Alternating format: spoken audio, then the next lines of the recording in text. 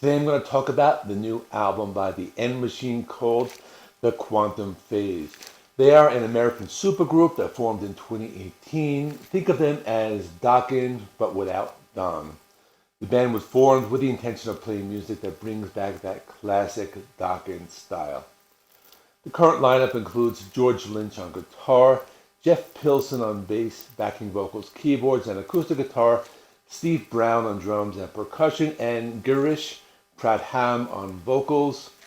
When I heard that last name, it started to sound familiar, and then I remembered that he sang on the Joel Hoekstra 13 album called Crash of Life from last year.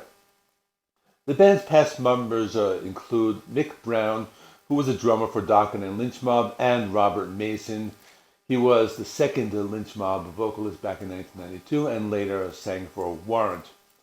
The band has released 3 albums so far. The first album was The End Machine from 2019. After that, they released Phase 2 from 2021.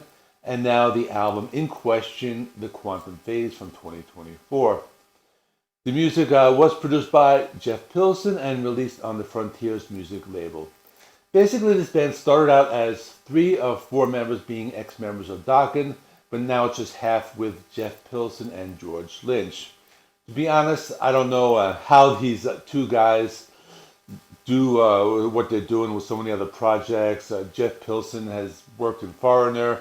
George Lynch has been in so many different bands. We got Lynch Mob. We got so many others, plus the solo albums. But let's talk about this. The first single was released called Silent Winter.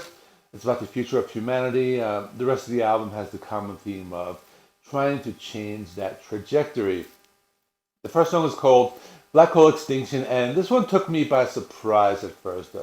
Starts off with some heavy machine gun guitar riffs, and that made me think this album is going to be very heavy, but after that it becomes more of a melodic rock song, or what you would expect it to sound like.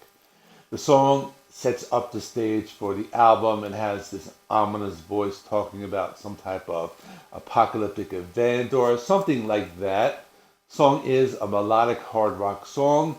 I like the vocals. He reminds me of Sebastian Bach, that type of hard rock and heavy metal style.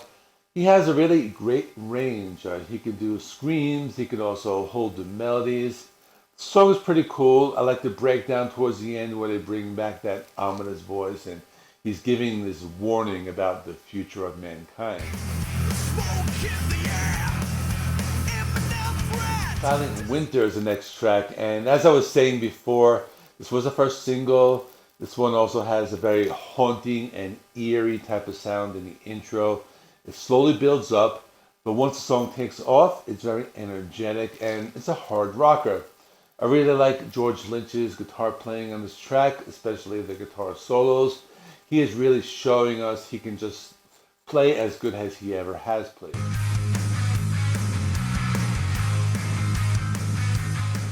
The next song is called Killer of the Night, and I think this one really captures that classic Dokken sound because the one thing that was apparent was the use of the distorted guitars in the main riff and how they switched to clean guitar tone during the verses. This is another really good song. The vocals are very melodic. It has that sing-alongable quality to it. Let me also mention that Jeff Pilson's bass playing sounds very good. There are parts of the song, as well as other songs, where you can hear these short bass runs and you could tell he really wants to be heard. The next song is Hell or High Water, and the first thing I thought of when I heard the song title, and I've heard it before, and I had to look it up, and yes, it's the name of a Kiss song from their Crazy Nights album. It's not the same song, I just had to look it up. But the song is another hard rocker. We're 4 songs into this album, and so far everything has been heavy and melodic rock. To be honest with you, the song reminds me a lot of Skid Row. I can hear the band playing that song. It has that sleazy, dirty, hard rock sound. Thought it was a pretty good song. The song has some really nice riffs. I really like that twangy sound that George Lynch was going for during the middle of the song. I thought that was pretty cool. The 5th track is called Stand Up, and so far they haven't had any power ballads, so that can be a good thing. This one is still fairly heavy. It might not rock as hard as some of the previous songs. They went for more melody as opposed to just heaviness in this one. Thought it was a good song, to be honest with you. So many tracks reminded me of bands like Skid Row or Guns N' Roses as opposed to Dokken, but that might just be the sound they were going for on this album. There was also a part towards the end of the song where they kind of slowed it down into the breakdown, and it kind of gave me some of those like Whitesnake and David Coverdale. Track number 6 is called Burning Man, and speaking of Whitesnake, this one gave me those vibes in the intro, which was a slow building bluesy intro. I guess you can call this a power ballad. The vocals are really good on this album. He lets out some soaring vocals in the chorus, and the vocals are more melodic during the verses. I thought it was a good track. It was well placed. They put the slower song right in the middle of the album. We are on the second half of the album, and the next song is called Shattered Glass Heart.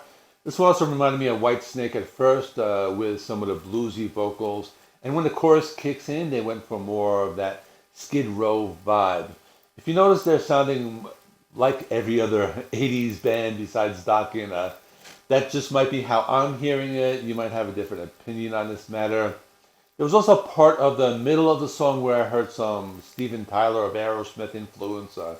But as always, George shreds on the solo. He uses some clean guitars in the second half of the song. I thought this was a very energetic song. I also like the use of backing vocals in the second half of the song. Overall, I thought it was a good track. The song is called Time. This one has a typical 80s metal sound with some distorted arpeggios and the guitar sound. A very catchy chorus. The guitar riffs also reminded me of that 80s glam metal sound. I also thought this one had a catchy chorus. They sing the line, time waits for no one. George's guitar has some like those guitar acrobatics. It's still on point here. I heard a little of that Bon Jovi style talk box effect. So I guess they're trying to like cover all of these like 80s glam metal bases. Track number 9 is called Hunted, and I'm going to give them this one. I think they captured that Dokken sound here. I thought the use of both the distorted and the clean guitars made that apparent. This one has a very big chorus. It's very memorable. They both have the main vocals and the backing vocals on this one. The lyrics talk about being stalked and follows. There's also a slower breakdown that uses some cleaner guitar tones and melodic vocals, which goes into the guitar solo. I thought this one had a very classic metal sound overall. We have 2 more songs on the album. The next one's called Stranger in the Mirror. I thought this was one of the more melodic rockers on the album. This one had a classic arena rock sound with a big chorus. I can see this one going over well in a live setting. George plays some heavier guitar riffs to contrast the lighter sound. This is the type of song that has that foot stomping rhythm. The best part of the song is right in the middle when Jeff Pilson has this bass guitar interlude, and that goes into the next part of the song, which speeds up the rhythm and gets a lot more energy. The final song is called Into the Blazing Sun. This is the shorter song. It's 2 minutes and 46 seconds. Thought it was not too bad. The sound was consistent with the rest of the album. I thought it had a catchy chorus. It was kind of short, but I wouldn't call it a filler track. Final thoughts. I think if you're a fan of 80s metal bands, or even you can call them hair metal. I'm talking Dokken, Skid Row, Warren, Bon Jovi, all those different bands. I think that's what they were going for this album. They wanted to recapture that sound. I think it's good. Not a lot of bands are playing in that style these days. This band is going for that retro sound. So I liked it. I thought overall it was a consistent album. I'm not saying there were any tracks that completely stood out or blew me away, but at the same time there were no filler tracks on it. I will give this album a 7.5 out of 10. Let me know in the comments what you thought. If you're interested, check out my review of the most recent Dokken album with Don. I'm going to stick that right there. As always, please like this video. It helps me with the YouTube algorithm. Please subscribe if you have not already. I do rock and metal reviews, rankings, and more. Thanks for watching. I'll see you in the next one.